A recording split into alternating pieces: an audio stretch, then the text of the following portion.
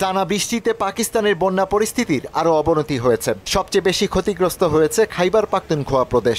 আকস্মিক বন্যায় শুধুমাত্র সোয়াত উপত্যকাতেই ভেসে গেছে কয়েক হাজার ঘরবাড়ি। নিঃস্ব হয়ে পড়েছেন নদীপাড়ের হাজার হাজার বাসিন্দা। গেল কয়েকদিনে বন্যায় মৃতের সংখ্যা বেড়ে দাঁড়িয়েছে ৪৫ জনে। নিখোঁজ রয়েছেন বেশ কয়েকজন।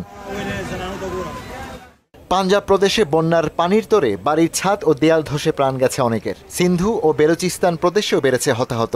আবহাওয়া বিভাগ জানিয়েছে আরও কয়েকদিন অব্যাহত থাকবে ভারী বৃষ্টি। এতে পরিস্থিতির আরও অবনতি হওয়ার সংখ্যা জানিয়েছে দুর্যোগ ব্যবস্থাপনা কর্তৃপক্ষ। এদিকে বন্যা পরিস্থিতির অবনতি হয়েছে ভারতের হিমাচল প্রদেশেও। প্রদেশটিতে এ পর্যন্ত ৩৪ জনের মৃত্যুর খবর পাওয়া গেছে। টানা বর্ষণ ও ভূমিধসে ভেঙে পড়েছে যোগাযোগ ব্যবস্থা, ক্ষতিগ্রস্ত হয়েছে অসংখ্য ঘরবাড়ি ও সরকারি স্থাপনা।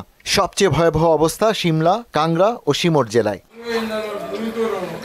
ওদিকে কিছুটা স্বাভাবিক হতে শুরু করেছে চীনের দক্ষিণ পশ্চিমাঞ্চলীয় গুইঝো প্রদেশের বন্যা পরিস্থিতি। দুলিও নদীতে পানি বেড়ে যাওয়ায় সর্বোচ্চ সতর্কতা জারি থাকলেও রোববার পরিস্থিতি কিছুটা স্বাভাবিক হওয়ায় তা তুলে নিয়েছে কর্তৃপক্ষ। প্রদেশ জুড়ে চলছে পুনর্বাসন প্রক্রিয়া। ইশতিয়াক হোসেন, মোহনা সংবাদ।